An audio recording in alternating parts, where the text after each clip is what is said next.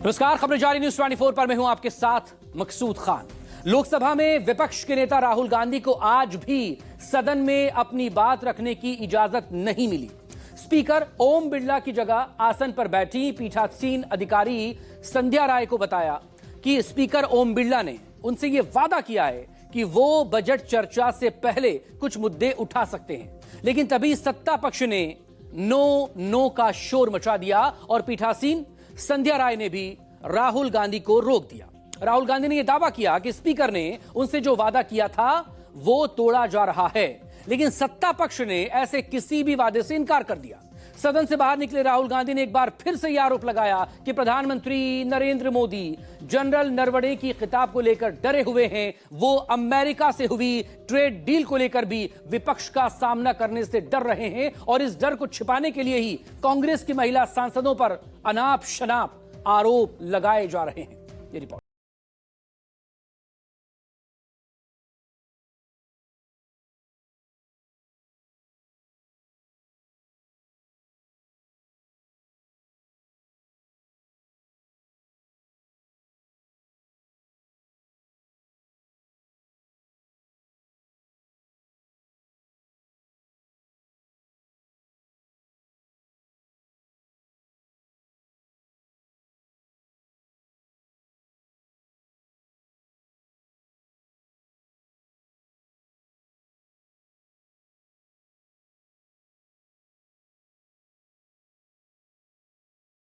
फर निकला ढाक के 3 बात। स्पीकर ओम बिरला की जगह आसन पर बैठी पीठासीन अधिकारी ने भी राहुल की बात पूरी नहीं होनी। राहुल जो कहना चाहते थे उसे कहने की इजाजत नहीं। बिल बजट पर बोलना चाहते हैं आप? ठीक है, बोलिए बोलिए। मैम, 1 घंटा पहले स्पीकर साहब के पास हम गए, मैंने member of the house went, and speaker committed to us, personally committed to us, that I will be allowed to speak here and raise some points before the budget discussion.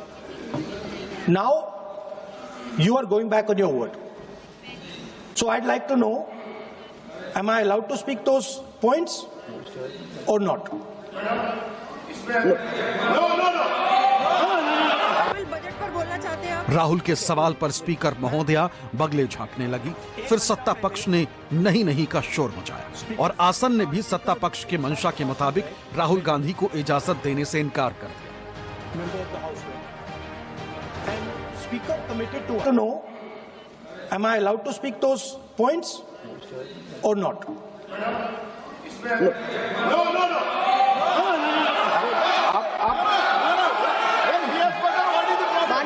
Please ना बोलो। नहीं, वो सुनना नहीं चाहते, छोड़ दीजिए, तो वो अपने आप कमिटमेंट ले लेंगे।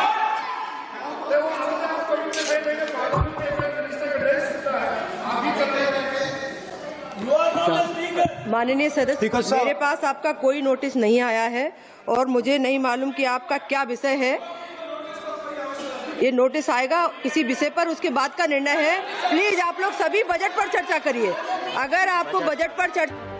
राहुल के मुताबिक स्पीकर के साथ चंद घंटे पहले जो करार हुआ था वो तोड़ दिया गया, लेकिन संसदीय कार्य मंत्री किरेन रिजिजू ने दावा किया कि राहुल गांधी जो कह रहे हैं ऐसा कोई करार हुआ ही नहीं था। राहुल गांधी जी ने कहा, स्पीकर के चैम्बर में वेणुगोपाल जी थे, मैं भी ज्वाइन किया और हम लोग बातचीत किए हैं।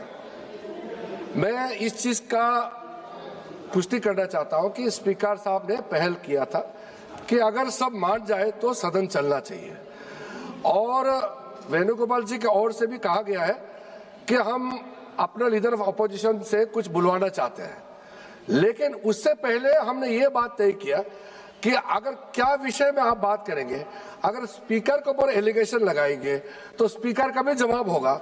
ये सारा चीज तय करके ही हम आपको परमिशन देंगे। स्पीकर ने ये कहा, ये अभी राहुल गांधी जी ने कहा वो 100% सही नहीं है। स्पीकर ने कमिटमेंट नहीं किया है। स्पीकर ने ये कहा कि अगर बातचीत बनता है तो आपको बोलने के लिए देंगे और बाकी दल के नेता को भी देंगे। ये नहीं कहा कि सिर्फ कांग्रेस को ही देंगे। संसद में जब राहुल को बोलने की इजाजत नहीं मिली तो भारी मन से राहुल बाहर निकला। हालांकि रोज की तरह विपक्ष के सांसद अपने साथियों के निलंबन के खिलाफ प्रदर्शन करते रहे। दलील ये कि विपक्षी सांसदों को निलंबित तो किया जा सकता है, लेकिन उन्हें खामोश नहीं कराया जा सकता। This story started a few days ago when the issue of that book came, the Naravane book. And the government didn't want me to discuss that at all. And so they stalled the house. They didn't let me speak. That happened 3 or 4 times. In that they said that I cannot quote a book. Then I said I'm not quoting a book, I'm quoting a magazine. Then they said you cannot quote a magazine. Then I said I'll speak about it. Then they didn't want me to speak about it. They also said, Defense Minister said falsely that the book has not been published. In fact, the book has been published and we've got a copy of it also. So that is one big issue. Not allowing the LOP and the entire opposition to speak in the President's address.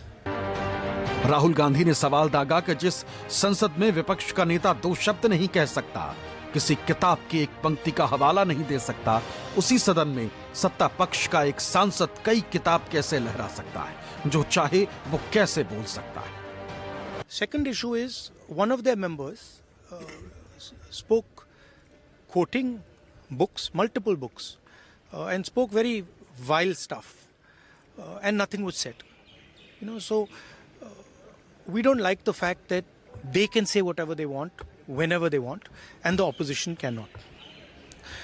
Third issue is suspension of our members. And final issue which we are very disturbed about is this idea that has been floated that members were going to threaten the Prime Minister. There's no question of that. Look, the fact is very clear. The Prime Minister was scared to come to the House. Not because of the members, but because of what I was saying. And he's still scared because he cannot face the truth, right? There's no question of our members attacking the Prime Minister. He should have the courage to come. Rahul ने इस बात पर भी एतराज जताया कि आखिर speaker के जरिए विपक्ष की महिला सांसदों पर उल जुलूल आरोप कैसे लगाए जा सकते हैं, और अगर सचमुच किसी सांसद ने पीएम मोदी पर हमले की कोशिश की तो फिर उसके खिलाफ एफआईआर क्यों नहीं दर्ज करवाई गई, गिरफ्तारी क्यों नहीं की गई? Also mentioned that look, if somebody is said that he's going to attack the Prime Minister, then please do an FIR at once. Arrest that person. Why are you not doing that? Right? So that's basically what's happened. Now the agreement is that we'll be allowed to say tomorrow, we'll be allowed to say these points, and then the discussion should happen. So we are quite keen that the discussion happens. We want the discussion to happen. But now let us see what the government says. My personal view is that the government is scared to have a debate. The Prime Minister didn't come into the House because he was scared of what we were going to say. He was scared of being handed Mr. Naravane's book as a first step, right? And my guess is that the government is worried about having a debate on the budget because the issue of the US deal, the way it was done, what has happened, the impact on our farmers is going to be discussed, and the government doesn't want to do that. Rahul Gandhi जिस बात से सबसे ज्यादा आहत हुए उसको लेकर कांग्रेस की महिला सांसदों ने भी लोकसभा अध्यक्ष ओम बिरला को पत्र लिखकर उन पर सरकार के दबाव में काम करने का आरोप लगाया और ये अपील की कि उन्हें सदन के निष्पक्ष संरक्षक के रूप में कार्य करना चाहिए। महिला सांसदों ने लोकसभा स्पीकर ओम बिरला के नाम अपने पत्र में लिखा। हम ये पत्र गहरे दुख और संवैधानिक दायित्व की भावना के साथ लिख रहे हैं।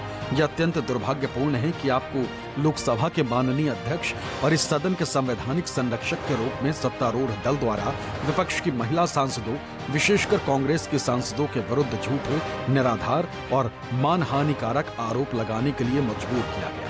हमें केवल इसलिए निशाना बनाया जा रहा है क्योंकि हमने लगातार प्रधानमंत्री मोदी की जन विरोधी सरकार के खिलाफ आवाज उठाई, उनसे जवाबदेही की मांग की।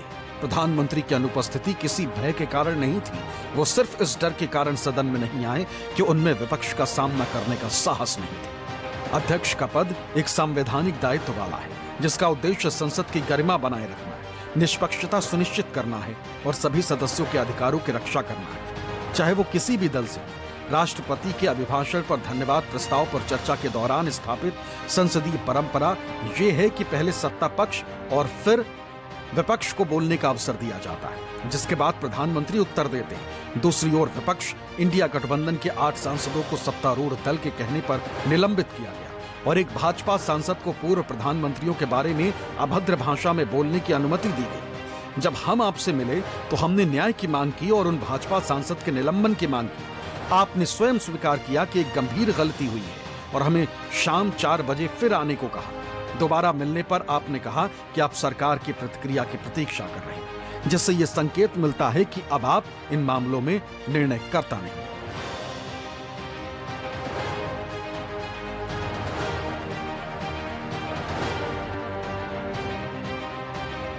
अपनी चिट्ठी में महिला सांसदों ने कहा कि अगर स्पीकर निष्पक्ष होकर काम करेंगे तो विपक्ष उनका हर तरह से समर्थन करने को तैयार है। महिला सांसदों ने आगे लिखा,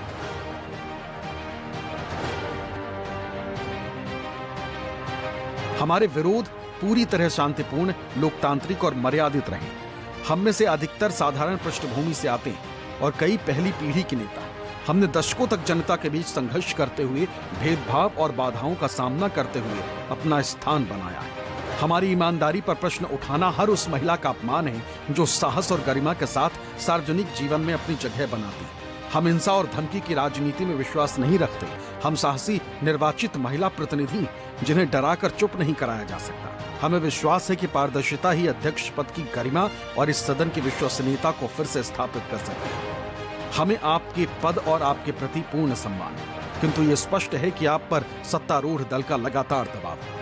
हम आपसे एक बार फिर आग्रह करते हैं कि आप लोकसभा के निष्पक्ष संरक्षक के रूप में कार्य करें। इस प्रयास में हम आपके साथ खड़े रहेंगे और आपको पूरा समर्थन देंगे। इतिहास आपको उस व्यक्ति के रूप में याद रखे जो कठिन परिस्थितियों में भी सही के साथ खड़ा रहा और देश के हित में संवैधानिक मर्यादा की रक्षा की।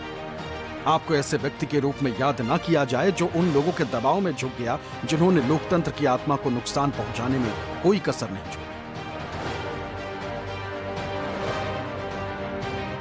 मीडिया ने जब इस पत्र की बाबत प्रियंका से सवाल दागा तो उन्होंने फिर दोहराया कि पीएम मोदी को सदन में आने की हिम्मत नहीं और वो स्पीकर के जरिए विपक्ष की महिला सांसदों को बदनाम करने की कोशिश कर रहे हैं। उसमें साफ साफ हमने ये कहा है कि स्पीकर साहब का, खुद मैंने पहले भी बोला, निरादर किया गया है और स्पीकर साहब पे इतना प्रेशर है कि उनको खुद एक तो राहुल गांधी को अपनी बात रखने का मौका नहीं मिला, ऊपर से महिला सांसदों पर पीएम मोदी पर हमले की कोशिश का लांछन भी लग गया। पूरा विपक्ष सत्ता पक्ष के रुख के खिलाफ खड़ा हो गया। दलील ये कि विपक्ष को खामोश कराने की कोशिश कामयाब नहीं होगी, सत्ता को सच का सामना करना ही होगा। कांग्रेस ने लोकसभा अध्यक्ष ओम बिरला के खिलाफ अविश्वास प्रस्ताव लाने की कवायद भी शुरू कर दी। It's very sad like this. We just go in the house and we come out. Our leader of opposition is not allowed to speak even for 1 minute. It's ridiculous. This is not democracy. And what are we coming here for every day, every 1 hour we come? We have to go home. You should allow him to speak. He is the leader of the opposition. लगातार ये देखने को मिला है इस तरह से जब से भारतीय जनता पार्टी आई है, हल्का फुल्का स्पीकर्स लोग अलाइन करते हैं सत्ता पक्ष के साथ, लेकिन देखा गया है कि बार बार माइक ऑफ कर देना और जो सत्ता में लोग बैठे उनकी जो भाषा का प्रयोग करें, कभी माइक ऑफ नहीं होता है, कभी एक्सपेंज नहीं होती उनकी बातें, लेकिन विपक्षी दलों के नेताओं का स्पीकर ऑफ किया जाता है, सांसदों का स्पीकर ऑफ किया जाता है। तो ये अगर नो कॉन्फिडेंस मोशन लाने का अगर है तो मुझे लगता है इंडिया ब्लॉक मिल के ही ये motion. The situation is very strange. I don't know whether the government or the speaker doesn't want the House to debate the budget, because very clearly there is a long-standing tradition of this House for more than 70 years that when two people ask for the floor, it is always given. One is the leader of the opposition, the other is the Minister of Parliamentary Affairs. Now, we have had two successive presiding officers who refused to let the leader of the opposition speak, whereas the Minister of Parliamentary Affairs, whenever he raises his hand, he's given the floor. Now, that is not correct. You cannot favor the government side like this. The House belongs to all of us. I yield to the LOP, let him speak. So I don't understand what the government and the Speaker wants. The simplest... सब विपक्ष के लोग चाहते हैं सदन चले, और उस समय चलना बहुत महत्वपूर्ण हो जाता है जब अमेरिका से इतनी बड़ी डील हुई है, डील तो नहीं ढील दी गई है, और हम आप सब ये जानते हैं कि एक परंपरा है, बजट बनाने से पहले हलवा बनाया जाता है, लेकिन बजट और डील देख के लगता है हलवा किसके लिए बना है। बीजेपी को ये भी समझाना है कि 18 बड़े हैं कि 0 बड़ा है। बीजेपी ये भी समझा रही है कि 18 और 0 बराबर हैं। इन सवालों के जवाब विपक्ष मांगेगा, सदन चले, क्योंकि बहुत दिनों के बाद 91-92 के बाद ये बड़े पैमाने पे बाजार खुला है। Fortunate that this continuous non-functioning is continuing. We didn't have a debate on the President's address, and now today the debate was supposed to start on the budget, and when our lead speaker yielded to the leader of the opposition to say a few words, the chair did not permit that. The chair is now behaving like a censor board, which wants the script to be cleared by it before release. And that's not how Parliament functions. Members have a right to say what they feel, and there is no fetters on it unless it's unparliamentary. So to deprive the leader of the opposition an opportunity to say what he feels like saying is disrespecting parliamentary traditions. विपक्ष में कोई हिम्मत है, ताकत है, हैसियत है? आप ये सोचो कि जब उनको पता है कि कुछ होना नहीं है, तो मीडिया के सुर्खियों में बने रहने के लिए कुछ तो करना है ना। See what is happening in the parliament now. As per the parliamentary rules and procedure, Shaktran called, leader of opposition is actually a shadow prime minister. You can see in this session, leader of opposition is not being allowed to speak anything in this house. You can see that the government side can say anything. With the derogative remarks, they can attack anybody, those who are not alive also. And the Honorable Speaker himself is making allegation against the Congresswomen MPs. Well, there is no space for opposition in this house at all. House चलाने का जिम्मेदारी सरकार का है। हम लोग चाहते हैं हाउस चले, लेकिन ऑपोजिशन को भी समय और अपॉर्चुनिटी अपना बात रखने का दिया जाए। हम सब चुन के आए हुए हैं, तो हम लोग सब चाहते हैं कि हाउस चले, and we have placed an appeal before the competent authority, which in this case is the Speaker of the Lok Sabha. We hope that the House will run. Leader opposition से डर रहे हैं कि leader opposition पता नहीं क्या कह रहे हैं। हमारी समझ में तो ये आता नहीं कि संसदीय परंपराओं का निर्वहन क्यों नहीं हो रहा है। स्पीकर पर अविश्वास प्रस्ताव आए या ना आए, लेकिन इतना तो तय है कि विपक्ष भी अब आक्रामक मूड में नजर आ रहा है। एकजुट विपक्ष सरकार से एक ही सवाल कर रहा है कि अगर लोकतंत्र के मंदिर में विपक्ष के नेता को भी खामोश कर दिया जाए, तो फिर उसे लोकतंत्र का मंदिर कैसे कहा जाए। Bureau report, news 24।